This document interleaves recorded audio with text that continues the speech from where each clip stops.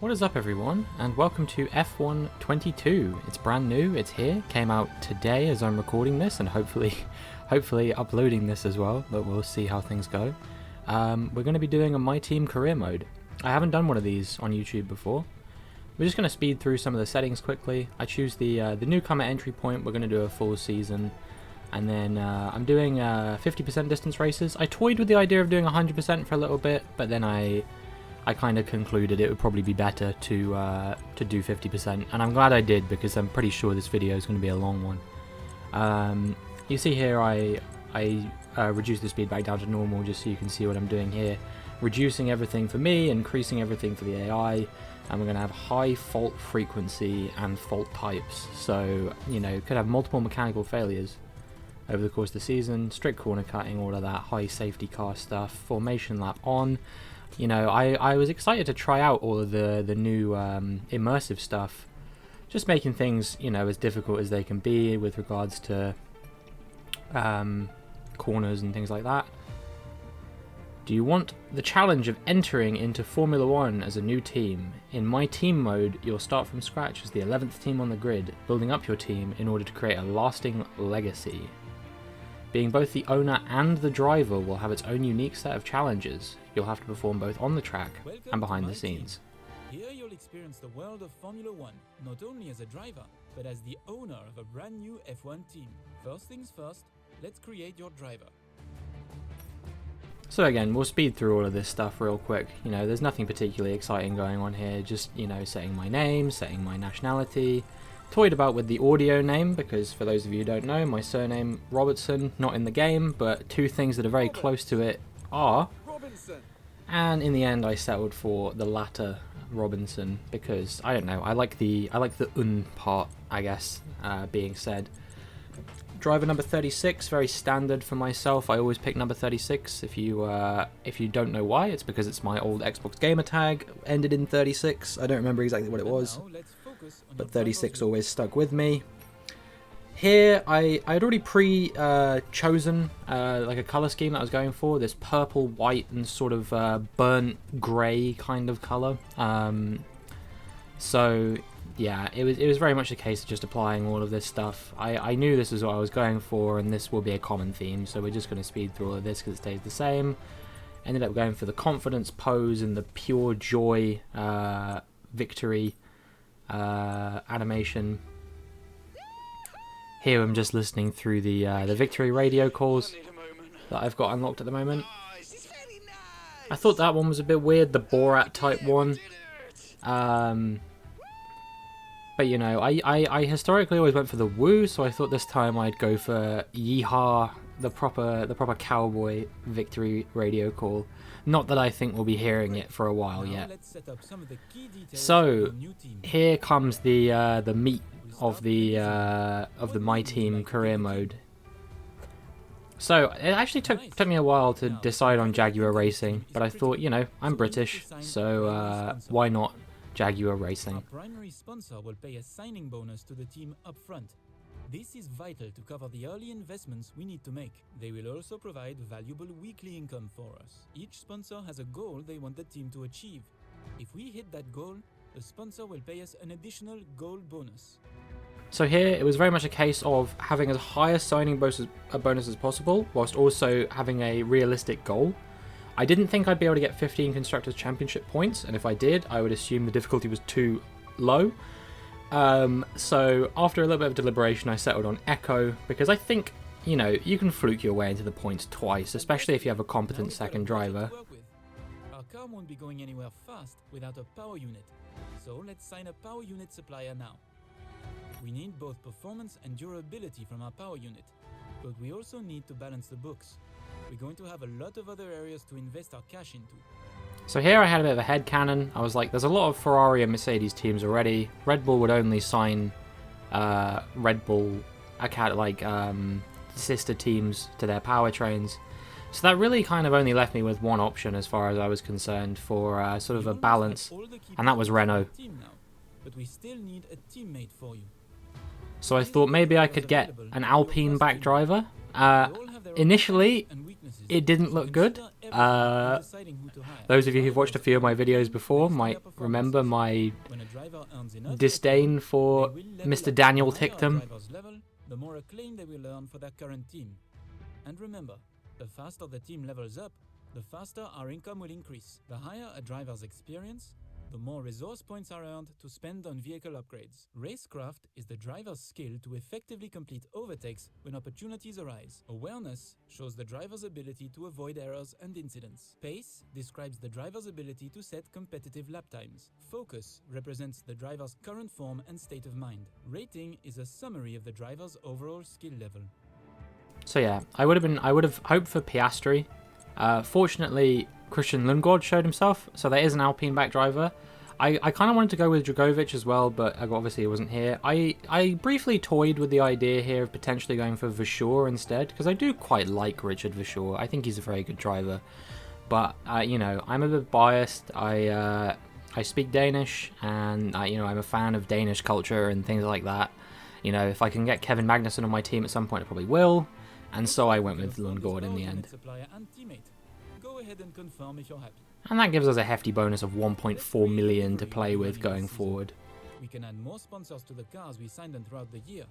And don't worry, we can edit our look at any time from HQ.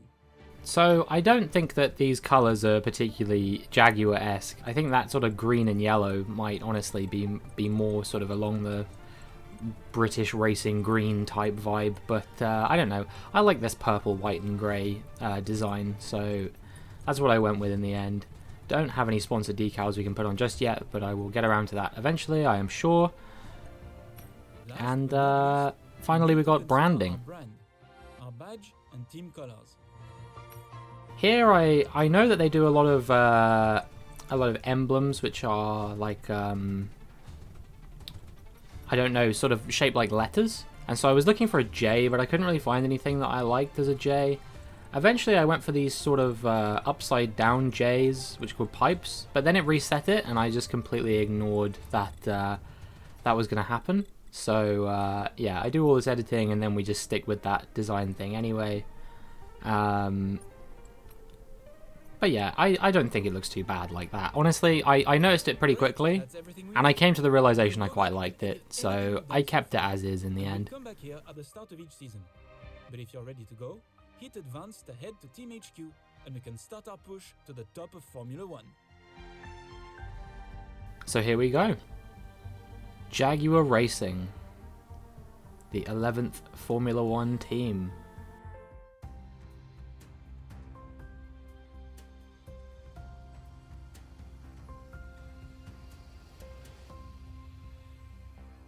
Hello folks, and welcome to this, a very special edition of Paddock Pass. We're here at the headquarters of Formula One's newest team for an exclusive first look at what they will be bringing to the sport. It's always an exciting moment to welcome a new team onto the grid. However, what makes this occasion a little more special is how strikingly different the cars are this year. Yep, the long-awaited new regulations are finally here, and with them, the start of the next era of Formula One. The 2022 season ushers in a change of direction to the regulations aimed at promoting closer racing, with new aero additions in the form of swooping front and rear wings, along with the new eye-catching 18-inch low-profile tyres that will push tyre technology to the limit. So then, the question remains as to whether this team can grasp the opportunity before them with both hands and lead the charge against the rest of the paddock. We'll find out soon enough, as the new season is just about to begin. But first, let's see the unveiling of the team's car and meet the owner of the brand new Formula One team. That's right, it's a car. You've already seen it, but this is in fact a vehicle. I always find these Will Buxton bits a bit dry and boring, I don't know, but I figure it's a good idea to keep them in because it's effectively like an intro cutscene to this game mode, and you don't really get anything else like it going forward, apart from the interviews. Well, first of all, thanks so much for inviting us here today. It's been wonderful to see behind the scenes. As you might expect, I've got about 1 million questions, so let's jump straight in. It's been a long time since we last saw a team owner take their own car onto the track, and the sport's changed enormously in the intervening years. how are you going to handle the responsibilities of both managing and driving for a Formula One team? This question obviously doesn't really have much impact on anything. Let's talk about your teammate. Now, it's clear they're excited to have signed with you, but tell me, what is it that you think they bring to the team? I don't think this one does either. So these are kind of just filler questions, but then we move into the big ones. Into the car.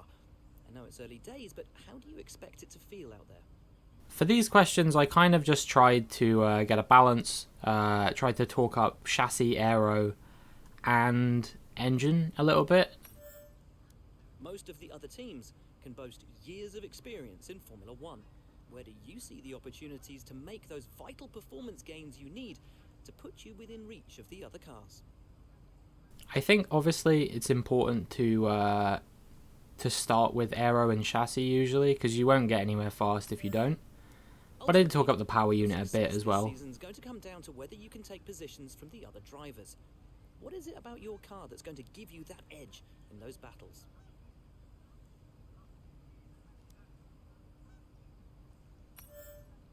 And finally, with so many specialist departments working together here at your headquarters, and with such an important deadline coming up, who's getting that coveted Teacher's Gold Star? Which group do you feel the most proud of right now?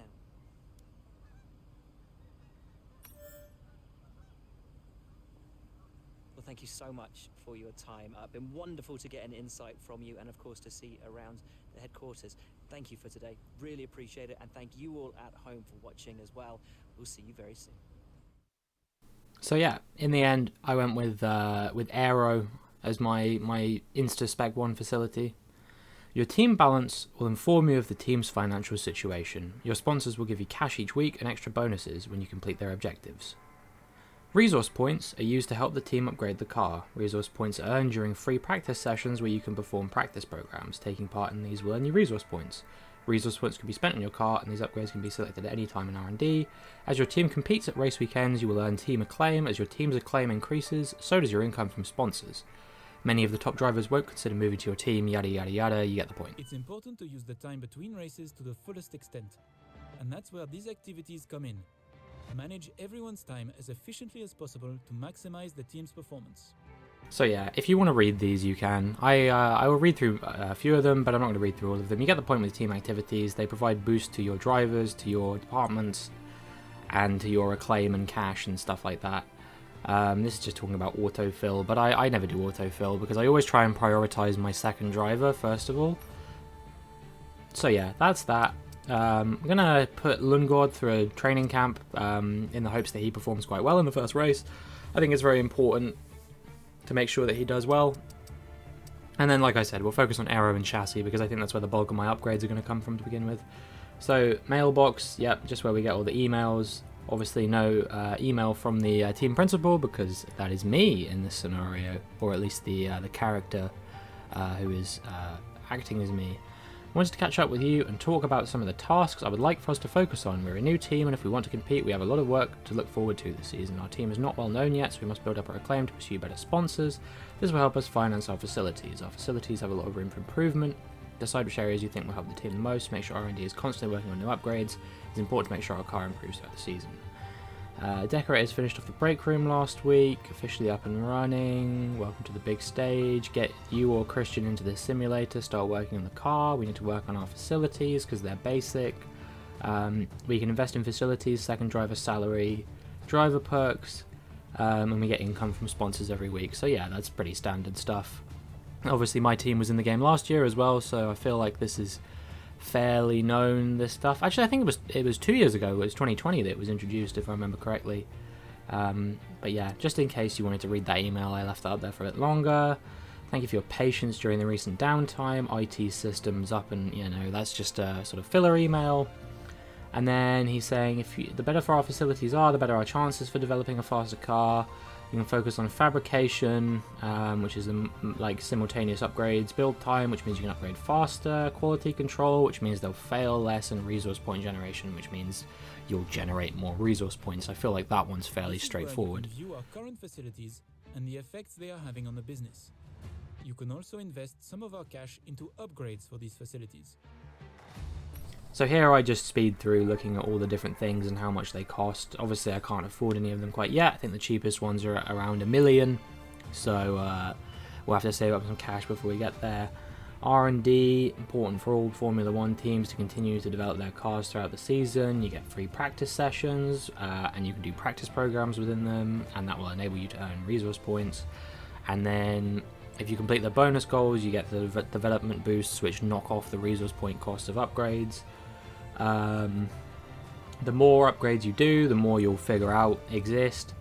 As your facilities get upgraded, you'll be able to develop multiple upgrades, and we already kind of went through that a little bit when we were talking about facilities earlier in the email section. And yeah, morale obviously is very important, but that's just talking about how what you say in interviews and the sort of tasks that you do, the activities that you do determine how likely the things are to be developed, and likewise. So first thing we went for was the rear floor under tray distribution, a little bit of weight redistribution. Weight redistribution really important in this year's game, so I'm told, at least. Obviously we'll find out for ourselves. Mostly I'm just going recommended upgrades. As you can see here, we went for a gearbox upgrade because honestly I think reliability in the first season is very neglected by a lot of people, and I've found it has been a massive help towards the end of the season. Lots of teams getting penalties, and you can start sort of top 5 on occasion even if you don't qualify particularly well. So here you can see we're the 3rd worst team at the moment, just below McLaren, although I'm sure McLaren will go up anyway. I don't really see the point in having tyre allocation on here anymore, on account of the fact that you can't change it like you used to be able to. All of this is now, this is how it will be, and you can't alter it any. But that's not a big deal. Had a look through the corporate side of things. You can see we've only got one sponsor. First one unlocks at Acclaim 5.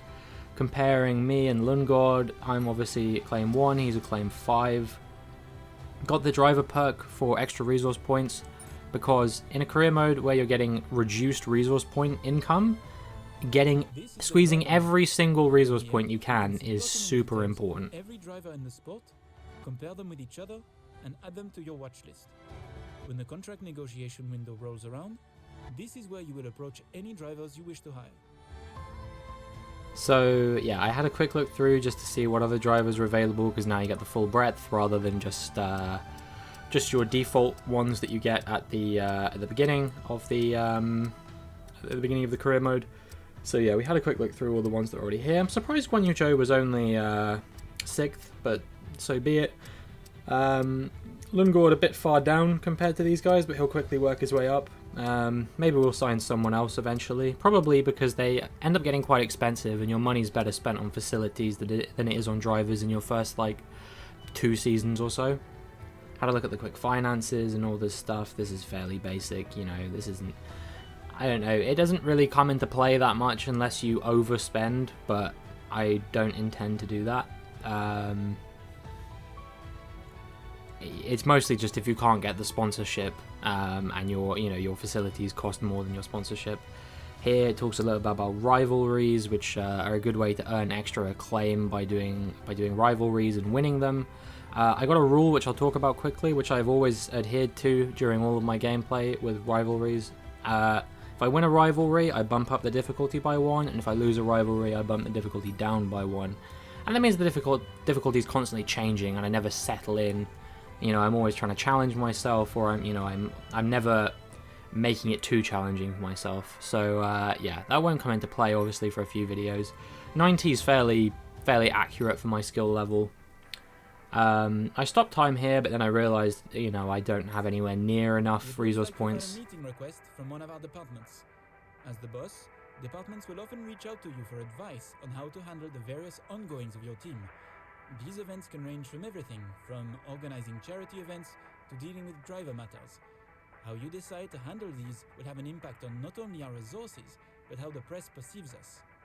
So here we go. Here's our first personnel event, department events. Very exciting. So yeah, again, these can affect things like morale, cash flow, acclaim, your driver's stats, everything. It's very, very, impactful, and it's always good to think about what you're going to do, and what's going to affect you the most. The personnel department has asked us to deal with this. We have a couple of options here. Take your time. What you decide to do will have consequences. So I had an option to increase Lundgaard's pace or his awareness, and I think most people would probably go with pace. Thank you. But I went with awareness because I want him to finish the race first and foremost. I don't want him getting in an accident and crashing. That was paramount to me. So now we get a few more resource points. We don't have enough for any R&D, but what we do have is enough money to buy another perk. And so I went with power mapping again for that thing I was talking about earlier, which is if you can start in a good position, We've got an issue we'd like your input it's on. going to be very, very, very useful later in the season. That could be what nets me those 2 points finishes. So here we got a thing about someone wants to build on an area where our powertrain staff, do their lunchtime walks and stuff like that. We could earn some cash from it, but it would decrease their morale. Or there's sort of a mitigating option where we get a little bit less cash, but we're able to boost their morale a little bit. And so I figure the mitigating option is probably the best thing. I didn't end up going for any engine upgrades, so I probably could have taken the money, but it didn't make that much of a difference in the end. And finally, after 21 minutes of setup, exposition, cutscenes, all that kind of stuff, we are finally ready to get into the race weekend at the Bahrain International Circuit in Sakhir. So let's get down to it. I've always been a bit of a Bahrain specialist. It's been one of my stronger tracks, so I'm quite looking forward to this race Chris, weekend. Your primary advisor for all things R&D related. It's a pleasure to meet you. You'll find your workstation is all set up with everything you need to track the progress of your car. But if you have any other questions, don't hesitate to ask. Good luck. So yeah, here we are, just looking through all the emails and stuff. Nothing particular. Oh, again, it's mostly just exposition and stuff like that. He's just saying check your emails because sometimes we tell you important shit. Here he says watch out, make sure that you manage the gearboxes and the power unit components. First year, no one really worries about that kind of thing. You take a few penalties, it's not that big a deal. But as I was saying, again, if you can avoid doing that, it can pay dividends for you. Attach the preview for this weekend's Grand Prix. That's not particularly important right now. We had a lot of R&D come through before the season started. Weather is going to be dry all weekend. I don't think I've ever seen it rain in Bahrain in a career mode. Here he's talking about tasks to work on, mostly just building up a claim so sponsors will care about our team. Yeah, not a massive deal. Do have the opportunity now to do a little bit more R&D, so I went for these overwheel winglets, which provide a bit more front downforce. Getting downforce onto the car is really... I think a lot of people think when they're not fast in a straight line, it's because of engine power, but actually aero, and also to a degree the chassis, but not quite so much. That's mostly corners. Aero and chassis is really important for straight line speed as well. Which you'll see my aero and chassis aren't very good. We've actually fallen back behind Aston Martin since the start of the season. Just between the beginning of the season and this race weekend, they've overtaken us, but that's whatever. And I think now that we've looked through everything, it's about time we got into first practice, which is a mandatory go to track practice. You can't do quick practice, but I always like logging a few laps on track and then kind of mopping up any practice programs I couldn't finish in one practice session in the subsequent 2 quick practice sessions. That's usually how I approach things. So yeah, we'll see how things go. Hey mate, this is Mark. Just wanted to say thanks for trusting me as your race engineer. I won't let you down. The car's ready to go, but it's brand new of course, so there may be a few issues here and there. We'll be keeping a close eye on all the data from here.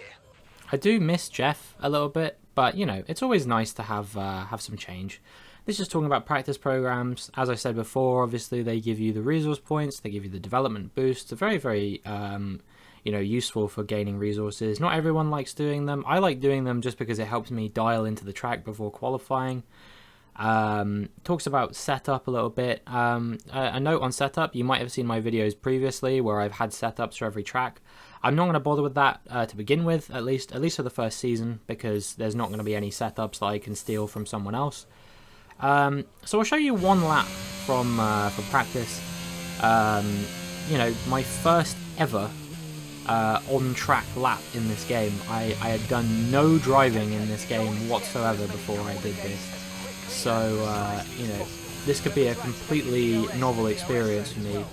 The game's got a different handling model and all that kind of thing, and different physics to the previous games, so I was really interested to see how this was going to go. And I have to say, I was pleasantly surprised, because I was kind of expecting it to be a nightmare. And, you know, I do play with a few assists turned on and whatnot. I'm not going to lie and pretend, you know, you can see the racing line in the corners. So yeah, I was pleasantly surprised to find that these cars are actually a lot more stable than I was expecting. Because, you know, I've been used to playing F1 2021, which is just like, you know, any corner you go too hard on the throttle and you're just gone. You know, races like Portugal and stuff like that in last year's game were an absolute nightmare for that exact reason. Because it was like, you know, you went round some of those changing corners and you were just like gone in a second. I remember me and my friends, when we used to race on there, we'd always just suffer at some of those corners around Portugal. Here, I can pretty much put the power down immediately on exit, and, you know, I've still got the traction. It's not too bad. I'm not going to pretend like my exits are amazing or anything like that. I still think they leave a lot to be desired, but all in all, I think this actually, you know, it's a game that I think I'm going to get on with a little bit better than I'll get on with F1 2021. I did enjoy F1 2021, but not as much as I enjoyed 2020. Particularly the new curb physics in that game kind of threw me off a little bit. I felt like I was constantly spinning, or, you know, having moments, whereas, you know, in this game, based on what I'd seen at this point, I was thinking to myself, you know, maybe it won't quite be like that. So we did a perfect practice program, which was pretty nice. And that's all I'm going to show you from that practice session. I did do the other ones as well. Here you can see the telemetry for my race strategy, and you can see my tyre wear was not quite what they expected, and my lap times were a bit faster as well. Here we're just speeding through all the development boosts and the acclaim and everything. I don't want to spend too long showing you all this, but I still thought it was important that you see what we've got. Lundgaard did okay, but not amazingly. Here he's talking about turn 10 being a difficult turn, long start, finish straight, all those kinds of things. You know, nothing I'm going to focus on too hard, but yeah, turn 10 can be brutal, the acute left-hander, which is... you kind of approach it with more speed than you think you're going to approach it with because of the nature of the corner. So it can catch you off guard if you're not careful. But, yeah. I do one more air upgrade here, beam wing, which helps with rear downforce. And then, you know, we have quite a lot of downforce upgrades coming in the subsequent races. But for this race weekend, we're just going to have to make do with what we've got. And now it's time for qualifying. First qualifying session in this game. We're on full qualifying, so Q1, Q2, Q3, should I get there to Q2 or Q3. I was targeting 19th here, really. That was the big thing I was targeting. You know, with a second worst car on the grid, so I thought 19th would probably be about all I could get. Here you can see me at the end of my first hot lap, and yeah, I was pleasantly surprised to find I actually had a bit more pace than I thought. I was ahead of Perez and Ocon initially. And whilst I firmly expected them to go faster at the time, I still thought, you know, first lap, me going faster than a Red Bull, I'll take it. And in the end, you know, I did get bumped down quite a lot on the order as my second hot lap, and at the end we finished 14th, which I was fairly pleased with that. So we made it through to Q2 in our first ever qualifying session, which unexpected. But what was even more unexpected, perhaps, is the results of this qualifying session, for Q1 at least. which when I eventually scroll down, here we go, you'll see Bottas and Ocon out. You know, Latifi, Albon, Stroll, not that surprising. Stroll perhaps being as far off as he was is quite surprising. And then Lundgaard, you know, it would have been nice to have him come through, but I wasn't anticipating he was going to. 19th, I'm pretty happy with him doing that. So yeah, Q2, not bad. So here we go, going through to Q2 now. And here I will show you my first, I'll show you the full first lap I did here. It's not quite as good as my second flying lap. I did improve, but the reason I'll show you that one is because I kind of want to show you what could have been. Because as you can see here, I've got 2 sets of unused tyres. And spoiler alert, I accidentally don't change tyres between my first and second hot lap. So I'm about 4/10 slower than I could have been, potentially. Which is, well, I mean, you'll see in due time. But so here we are on my first flying lap. There was a yellow flag when I first came onto the track, which I thought was a bit bizarre, but that got cleaned up before I actually took control of the car. So yeah, it was really for me, at this point I was happy with whatever. You know, I wasn't looking for Q3 or anything like that. You know, when the second worst car on the grid, you wouldn't expect you know, Alexander Albon to really make Q3 particularly often, and that's kind of the level that I view myself as operating on right now. Him and sort of him, Lance Stroll, that kind of sort of that level. I overshoot the first corner a little bit, but it's not a big deal. Hamilton was directly in front of me at this point, but you know, it's Lewis Hamilton. I don't really anticipate that I'm going to be fast enough to catch up to the back of him. Got my first supercar token there, something I do not care about whatsoever.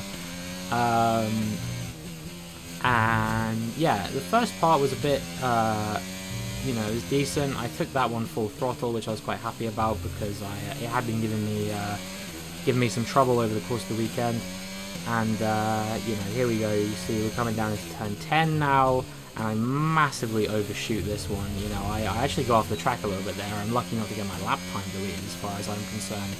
And that just, you know, that completely decimates any chance of you know, a 130, which probably was on the cards at some point. You know, I think it was a 131.0 was my fastest time in Q1.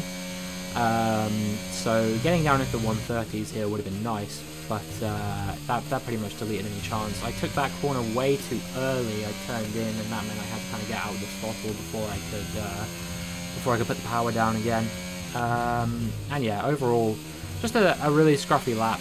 You know, both laps I did in Q2, or in Q1 rather, were way better than this. Lewis Hamilton goes fastest, and you see it's a 131.5 for me. Ahead of Magnussen and Verstappen, again ahead of a Red Bull, but I didn't really read too much into it because I was like, Verstappen will surely improve. Here I am going 700ths faster at the end of my second flying lap. And in the end we get P13, which, you know, I was very pleasantly surprised by that. Like I said, I was anticipating 19th. Maybe I could just squeeze in to Q2. But here's the big shocker. Charles Leclerc knocked out in Q2. You know, title contender, alongside his title rival Max Verstappen, also knocked out in Q2. It was almost unbelievable. You know, Sebastian Vettel and both McLarens, which isn't a particularly competitive car in this career mode, both of those through to Q3. Sebastian Vettel and an Aston Martin through to Q3. Verstappen, Leclerc, and both Hasses out. So yeah, that certainly set up an interesting Q3 showdown, but you'll have to wait a little while longer to find out what the outcome there was. But yeah, I was pleased. I was pleased with P13. You know, I thought it'd give me a good chance to compete with some of the cars around me, maybe race the Hasses a bit. Obviously, I firmly expect Max Verstappen to come through, but you know, still, if I could finish sort of, you know, P15, P16, I would have been happy with that. We move up to Team Acclaim Level 2 as a result of that qualifying session. We're making moves in the world already, so that was good. Lundgaard obviously got P19, which I think later he got promoted to P18 because Jaguar took a grid penalty already, which was honestly a bit surprising to me, but, you know, whatever. Here we are back in the garage. We've got another message here from no doubt from, yeah, it's from Mark.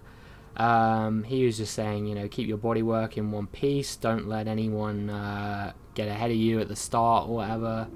I had a quick look at that, but then I remembered I'd already read it, so it was fine. There's not really much more we could do here. There's no upgrades we can do at the moment. So without further ado, it's race time. No more testing, no more practice. This is the real deal, and it's make or break here at round 1 of this year's Formula One World Championship. We'll be racing around 3.36 miles of the magnificent Bahrain International Circuit today. Keep an eye out for drivers locking the front left down into the tricky braking zone of turn 10. So with the race not far away from starting, here's what today's grid rundown looks like. An immense lap from Carlos Sainz yesterday puts him in pole position, and Lewis Hamilton completes the front row. Considering the rest of the grid, we have Perez, Russell, Fernando Alonso and Gasly, Norris, Tsunoda, Ricciardo and Sebastian Vettel, Leclerc, Mick Schumacher, Robinson and Magnussen, Verstappen, Bottas, Esteban Ocon and Christian Lundgaard, Latifi, Albon, Stroll and Guan Yu Zhou. And with lights out just moments away, it's time to go down to the track. A new season, then a clean slate where anything could happen. Anthony Davidson is with me today as once again we get another year of Formula One underway. We're into those tense few minutes before the first race then. Everyone's a little bit nervous about reliability. They haven't been running in the hot, turbulent wake of other cars in practice. They've not been pushing at 100% for long durations. Let's hope no one has to deal with any nasty surprises. Well, we'll see about that. So here we go through, look at the race strategy, talking about how you can personalize your race strategy if you do the race I think it's called Race Strategy Practice Program, which obviously I did do. I did 5 laps, in fact. And they suggested that they thought I could do a soft hard stint instead of a medium hard stint like most people will be doing. And I thought, why not? You know, I'll give it a go, do something a bit different. Maybe it'll allow me to sneak into the points by having better traction than everyone around me. Okay, pull the clutch in, hold it there until the start. Build the brakes up and hold them. But first, we got the formation lap. I'm doing immersive formation lap instead of broadcast formation lap. Maybe I'll try some of those going forward. But for now, we're doing immersive because I don't know, I quite like the sort of simulation feeling. He said stuff about getting heat into the tyres and learning the gears, which just means going through all 8 gears before the race actually starts. Here, you know, before the last couple of turns, you can see me backing off from Schumacher a little bit just to make sure I can get it up into 8th gear, because if you've ever driven a formation lap in this game, you'll know that actually getting the car into 8th gear is quite hard. I don't know if learning the gears actually makes that much of a difference, but I like to do it anyway just to be on the safe side. So here's the new thing in this game. The immersive pit lap includes making sure to correctly line up in your grid slot. Fortunately, it's not too punishing. You don't get a drive-through penalty if you miss it, which is a good thing because, as you're about to see here, I overshoot it a tiny bit in my haste, and so they just kind of reset me. So there he talks about me needing a good start. If you've ever seen me play one of these games before, you'll know that that doesn't usually happen. So I was thinking I'd be down at about P17 by the end of this first lap. But I have a absolute miracle start. I have never ever had a start this good in any F1 career mode ever, apart from maybe in those old games we could dive up the inside of like 10 cars in the first corner or whatever. But I went from P13 to P7 in the first 2 corners. I was flabbergasted by how well that launch went. And it doesn't end there, you know. I thought, why not send one on Gasly? And then Alonso has a bit of a wobble, and I go past Alonso. And before you know it, in the span of, 4 or 5 corners, I am in P5 in my first ever race. That's not a bad first lap, is it? P5, P13 to P5 on your very first Formula 1 racing lap. So, you know, I'm kind of biding my time. I'm thinking, I'm not going to get past a Red Bull. And then Perez locks up, and I'm like, alright, I'm going for this. You know, I got nothing to lose. And unfortunately there, as you'll see, I actually cut across Fernando Alonso a little bit there. And that it does enable him to sort of get back at me. Eventually I managed to keep it in front of him for now, at least. But yeah, at least for the time being, you know, it kind of made me a bit susceptible to threats around me. Yeah, you have to remember, of course, the Alpine's like the 4th or 5th best car on the grid, and I'm in a car that is nowhere near as good as the Alpine. So eventually, you know, before even the end of lap 1, he just goes breezing past me. Brake checks me a little bit, but no front wing damage, so it's fine. I am on simulation damage, so I'm going to say that was legit, just a friendly nudge. And then here comes Pierre Gasly shortly afterwards. You know, like I said, again, AlphaTauri, a lot better than my car, as is the Alpine, as is most of the cars around me. So I went forward at the very beginning of the race, but now expect me to kind of just very quickly go backwards. If I manage to maintain in the points, I would be quite happy, but you know, we'll see what happens. Gasly actually moves into the side of me a little bit there, so I have to check my front wing again. It's still fine. You know, maybe this game's a bit more forgiving with front wing damage, because I feel like I would have definitely had it by now if this had been a previous year's game. But yeah, that was a blinding start, at least to begin with. So let's take another look at this first lap. You see the lights go out, and there's me in the purple in the background moving on Charles Leclerc, and it was blinding. It was absolutely blinding. Like I said, I surprised myself when I actually did this with how good it was. I couldn't quite believe, you know, there's me going up the inside of 3 cars through turn 2. Maybe it was a bit dangerous, but I don't really care. You know, I had just as much right to be there as everyone else, and if I backed out, I was going to lose 10 places and probably, you know, have someone go into the back of me, potentially, you know, get a warning for dangerous driving or whatever. So I just thought, you know what, time to send it. You only live once, it's your first Formula 1 race, give it a go. There's number 36 on the back of my car, you can tell it's me. I think Christian Lundgaard is number 26, I'll be able to confirm that a little bit later on when we see some replays of him. There's Perez's lock-up, and you see I get a little bit opportunistic. It caused me to compromise my line, but to be fair, if I'd have taken the normal line at speed, I probably would have gone into the back of him, so there wasn't really much I could do there. Kind of leave the door open to Alonso regardless, but with these soft tyres, you know, I just have immense traction. At least I think it's probably the tyres that did it in the end, you know. They always say when you're on better tyres than people around you, you're likely to have a better start, and that certainly has proven to be true in this scenario. You know, Alonso getting back ahead of me, as you saw before. I didn't point out the sort of little weave I accidentally did on him, but it was just me trying to re-move to the racing line. But it did look a little bit like I was cutting him off, but hey, you know, don't throw stones in glass houses, am I right, Fernando?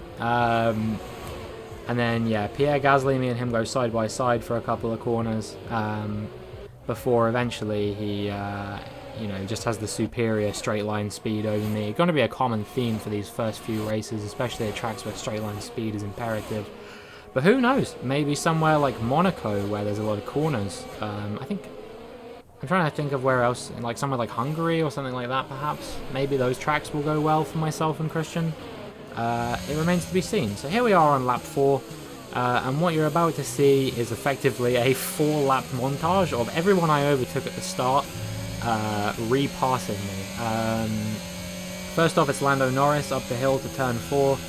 Superior straight line speed. He's got a Mercedes in the back of that thing. I've got a Renault in the back of my thing, and also, you know, not very many aero upgrades and whatnot. So it's kind of a non-contest between me and the McLarens. You know, I've been trying to make it as competitive as I possibly can, but it's quite hard. I struggle to even stay in DRS range throughout like 4 corners, and then on lap 5. Tyres start going away from me. If you look at the arrow, you can see Ricciardo's looking for any way through on me. I'm not affording it to him, but yeah, he definitely was eager to get through, and eventually in the DRS zone. Obviously, DRS has been enabled because it's now lap 5. And you can see it's just a non-contest. Even with that little wiggle he does there, he still has superior traction, superior speed. Let's see a replay. He was dying to make that move. He was trying to make that move like if he didn't make that move, the blue wall from Fortnite was going to come and capture him or something like that. He really needed to make that move ASAP as far as he was concerned. And he did do it eventually. All good things come to those who wait. Last of the late breakers, Daniel Ricciardo.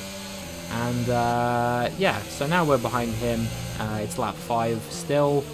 And I think Sonoda is probably... I'm not long for this world in his eyes as well. I did my best to hold them off. I have DRS to Ricciardo here, so honestly, it's just one of those things. I didn't want to burn too much of the battery too quickly, and I think that came back to bite me because I think a lot of these cars behind me had DRS and were using the battery. I thought about trying to send it back around him, but with my tyres not really having much grip anymore, it was kind of like you can't really go for a move like that when your tyres are as done as they are. So that was Sonoda past me. And now we're on the fringes with points. Mick Schumacher's just behind me. He's got the DRS. Even with the battery, I do not have DRS. It's a non-contest. The Ferrari engine, very, very fast. Very unreliable. At least, I don't actually think that has been applied to this game yet. I think the Ferrari is the most reliable engine still, but I'm sure that will change in a future update. And then, we've got Esteban Ocon on our tail here, going into the DRS zone. I think he's probably going to send a move on me up the inside, but perhaps I can just about hang around the outside of him. My tyres have gone off quite a lot. I give him plenty of room, but he can't make the move stick on the 7-lap-old mediums that he's running there. So it's going to take him a little bit longer, but perhaps he can pass me down this hill in a similar fashion to how his teammate Fernando Alonso did for P5 at the end of lap 1. He just breezes past me. He doesn't even need DRS. That's a testament to how fast this car is. I'm running a high top speed setup as well, don't forget. So it's not even like they're set up for this track better than I am. If you have a look at my tyres here, lap 8 is my box lap. 64% on the rear left. I'm not convinced fully that this soft tyre gamble completely paid off. But it went alright. I don't think I would have done any better if I'd started on the mediums in my defense. So, it was a gamble. It was whatever. I missed the turn-in QTE there because I was expecting it wouldn't stop at 0.2 seconds left. And then there's a pit stop error as well, which, would be quite common to begin with before I upgrade the pit stop crew. So we end up having a 5.6 second stop. And one thing I forgot to preempt in this game is that obviously you come out on cold tyres now, and so you can see I massively overshoot that corner. I can't believe they gave me a warning for that, because I can't see how you could ever view that as being advantageous in any way. Let's see a replay of this pit stop here. You see I come in, you can kind of see the late turn in, even though there's no marker there like there is when you're actually playing the game, and then he just can't get the tyre off. It's really that simple. At least I didn't get a threaded nut, huh? And we drive away. We're on the white striped hards for the rest of the race now, 20 laps to the end. And yeah, for now it's just about doing what we can, seeing if the car's behind us before we boxed. We'll get the overcut. And then here I am just absolutely sending it at turn 1 a bit further than I was anticipating. But I quickly came up to speed with these tyres. I got used to where I should be braking, and before you know it, we're on lap 12. Bottas and Magnussen, who were behind me pre-pit stop, have come in for their pits, and you can see between the slow pit stop, the cold tyres causing me to send it off the circuit, and just not having as much pace as them, they are now a long way ahead of me. I was quite disappointed actually when I saw Bottas was behind me before I stopped, and now he's 12 seconds up the road. I know the Alpha's like 4th or 5th fastest car, but that's still, in 4 laps, that's like 3 seconds per lap that he's gained on me there. So that was fairly disappointing to see. Here we come to the end of lap 13 now. And, you know, I was wondering, would my day go from bad to worse, because this is around the time when most people are pitting. You see that Stroll's come into the pits. You've also got his fellow Canadian Nicholas Latifi in the pits. And Bottas's Alfa Romeo teammate Jaguar, I also believe, yep, he is coming to the pits too. So yeah, that was whatever. And as you can see, I've got Leclerc and Verstappen right on my tail here. I think both of them had some contact at the beginning because they both made early stops. So this has been a weekend to forget for the two of them, but Leclerc eventually gets past me in the DRS zone, fairly comfortable. He has a bit of a moment out of turn 4, but no point overtaking someone who's just going to pass you straight away, and all you're going to do is compromise your race. Who I'm really racing is Alex Albon on the soft tyres behind me, and it was imperative to keep him behind, so I wasn't going to challenge these guys front-running cars in my back marker. And you can see Max Verstappen goes for a proper send there. I have to get out of the throttle a little bit to make sure that me and him don't have a bit of an accident. He goes a bit deep, but he makes it work, and I don't fight it. I kind of just let it happen. So we'll see a replay of that, because it was a fairly audacious move by him. You know, turn 10 is not a common overtaking spot by anyone's metric. And, you know, you can see here, he just absolutely sends it into the corner, but he manages to get it slowed down in time, which I was quite impressed by. Here we are, lap 14 still, yeah, so now Leclerc's ahead of me, Verstappen's ahead of me, Albon is catching up to me, but I'm not too concerned really. And then here we go, Christian Lundgaard is coming into the pits. We're on board with him. You can see, because he's got the Alpine logo on his helmet, that it's him and not me. And also the number 26 on the front of his car, which indicates that it is Lundgaard and not myself. So when he came into the pits, I was rounding, what, turn 14, 13, 14? I can't remember which one it is. So I was wondering, you know, would he jump me in the pits potentially? Because he was running pretty decently at the beginning stint of this race. There goes Leclerc, there goes Verstappen, and as you can see, I'm pretty much right alongside him in the pit stop phase. But with cold tyres that he's got, I managed to go around the outside of him, and yeah, it's pretty comfortable. I just about come out ahead of him. But, you know, decent pace from Christian in the beginning of the race. And before you know it, we're on lap 21 of 29. Nothing really happened for those 6 laps in between. And at the moment, it's really all about me sort of managing the delta between myself and Zhou Guanyu behind me in the much faster Alfa Romeo, but he's not a particularly experienced driver yet, so that was kind of the only thing I had playing on my mind, was hoping that I could keep him behind. Just speed up the footage a little bit here for a few laps, just because, you know, I don't want to cut out all the footage of me just driving, but I don't want to bore you with, you know, 10 minutes worth of me just driving around the circuit with no real action going on. And you can see that the delta's slowly falling. Zhou Guanyu's, you know, kind of catching up to me a little bit. And I was wondering how long, you know, we still got 6 laps of this race left. I was thinking to myself, I'm really going to have to use my battery well, position my car well in the braking zones, because he will get into DRS range eventually, and when he does, I don't know if I'm going to be able to hold him there. Ricciardo and Magnussen were moving further and further away, so it was, yeah, it was going to be a really tough one if I was going to manage to make this race work. And then here you can see that Leclerc makes another surprise pit stop. I wasn't expecting that. I think he must have got damage again or something like that. So yeah, a race, I think he did 3 stops in the end, Charles Leclerc. Really a race to forget for him, for his championship chances. You can see 44% on the rear left. Zhou Guanyu in DRS range, and then Fernando Alonso is out. The guy who was the first to overtake us in the race, here he is. He just starts slowing down. No smoke, so I can only assume it was gearbox related, and then he just pulls over to the side. Quite a surprise, really. You know, he was doing, I think he was in P5 still. There's Gasly behind him, who I think was in P6. So, yeah, really disappointing for him.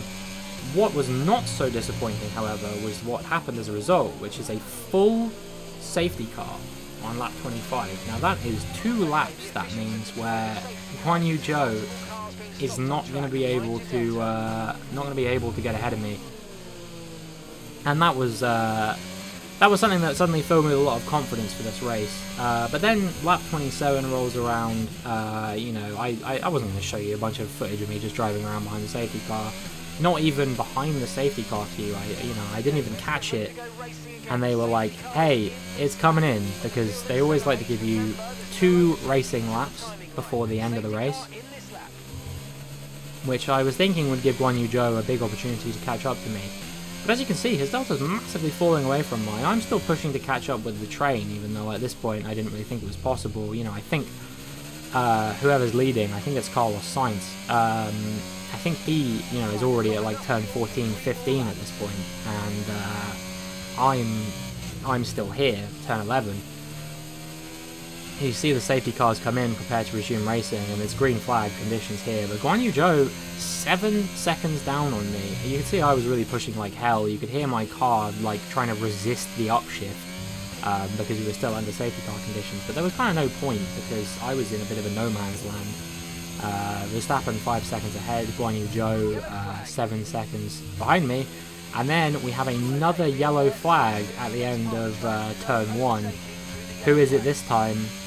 It is, it's going to say eventually, Zhou Guanyu's teammate Valtteri Bottas in his first race for Alfa Romeo will not see the checkered flag. He was just 2 laps away from finishing. So let's take another look at what happened to him, because that must be gutting for him and for the Alfa Romeo pit wall. Right on board with him, and you can see what happens. Shifts up into 8th gear, and then something just goes. And then, as you see, we're panned to the outside, puff of smoke behind him. Assume it's the Ferrari engine in the back of the Alfa Romeo that was the reason why he had to suffer a DNF in his first race. But that promotes me to P13, which, if you remember to sort of 20-25 minutes ago, we qualified there. So we're now in the same position that we started the race, after making 8 overtakes on the opening lap, having a terrible pit stop, losing position to just about everyone on the grid. We find ourselves back where we started. And I was thinking to myself at this point, I'm not going to catch Verstappen. And then it's typical, isn't it? You're like, well, I think, I'll consign myself to P13. And then a corner which hasn't caught me out for 27 laps. I even talked about it in the build-up to the race. I just get on the curb a bit too much, and it just goes. I'm just gone. Do a donut for style, kick up a bit of dust around me, and all of a sudden the delta between myself and Zhou Guanyu is exactly what it was before the safety car period. Maybe he's still a little bit further behind than he was when the safety car actually got called. But now I'm thinking, okay, well now I got to push like hell in order to keep him behind, because he's on younger tyres, he's in a faster car. And for all intents and purposes, I honestly think Zhou Guanyu is a better driver than myself at this moment in time. I am brand new to the game. I know that he's brand new to Formula 1 in this canon, but he obviously did 3 years of Formula 2. So here, I'm just checking tyre temperatures, because I was worried about rear tyre grip. Sometimes when you spin out, your rear tyres can get really hot. And you got to manage them to make sure that they don't overheat. Charles Leclerc sets fastest lap, but he's down in P17, I think. So he's kind of a non-factor in this race. He wouldn't score a point even if he did finish there. And I made it through those 2 DRS zones. Zhou Guanyu still not within a second of me. If I can maintain the delta to at least 1 second or more into this final DRS zone, I'm fairly confident that at that point there's not really anywhere that he can overtake me following that. I guess the run down the hill before the final couple of corners, he potentially could get me, but it's not guaranteed. You have to have a lot of straight line speed, and I don't know. On the hard tyres, it's quite hard to get enough traction to out-drag someone. Race is over. Sergio Perez sets a new fastest lap, so Charles Leclerc's fastest lap is negated. Carlos Sainz wins the race. I can only assume, based on the gap between when Sainz set fastest lap and Perez set fastest lap, that Perez comes second. We'll confirm that in a minute. Guan Yu Zhou now within 8/10 of me. There is a real possibility that if he has a good exit from these last couple of corners here, he could get me on the line. But you know, I've got 10% of my battery left to drain just for an occasion like this. I'm across the line, 5/10 ahead of him for P13.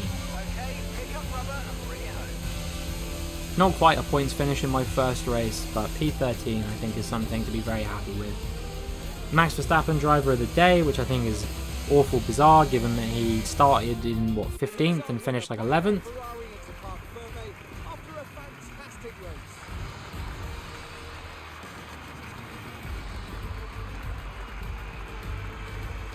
What do you think it was today, Ants, that gave them the edge over the competition? Well, I honestly feel it was down to the driver and car today. I mean, we can talk driver skill all day, but if you don't have a solid team to back that, you're never going to get anywhere. When you hit that sweet spot of having both an excellent driver and an incredible car, that's when you see results like those we witnessed today.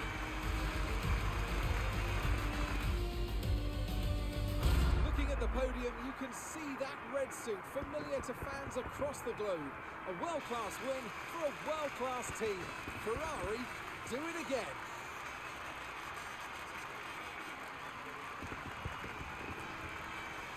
So, Sainz takes his first win. Before he takes his first win in real life, he takes it in my career mode in the first race of the 2022 season. You got Perez on the podium with him, and you got Lewis Hamilton completing the rostrum in third place. Actually, not too dissimilar to what happened in real life, at least in terms of Lewis Hamilton. Obviously, Perez DNF'd and Sainz was second, but you know, it was fairly close. This result affects the Drivers' Championship.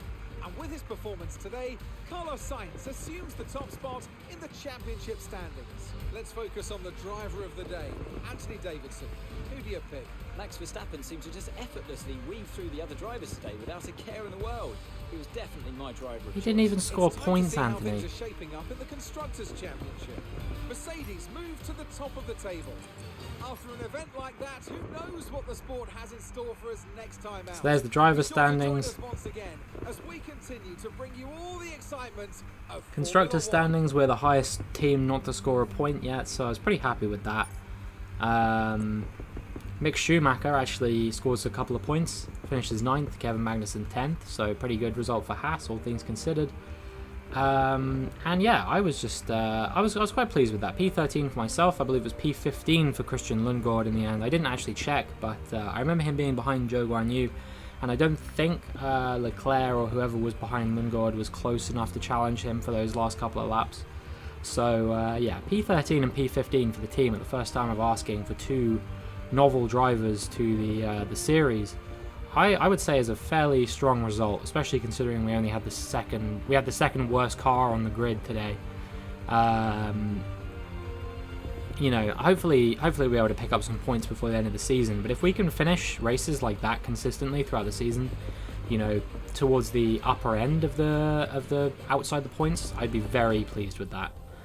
So here we are. It's the highlights, and you can see me turning off the AI there, or the UI. Definitely didn't turn off the AI. And let's watch that start one more time, because this is about the only highlight I actually had in this race. If you really think about it, obviously there was a lot of action in the race, but it was mostly just me getting overtaken or defending from other drivers, or, you know, watching other cars DNF. There's the 4 wide through turn 3. I still can't get over that. 4 wide. I feel like Alex Jakes watching Formula 2.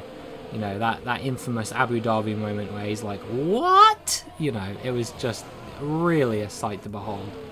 And I came off best, so I was pretty happy with that. Yeah, up into P5. And there we go. You see my weaving and Fernando Alonso weaving to try and get ahead of me. It, you know, like I said, let he who is without sin cast the first stone, or something to that degree.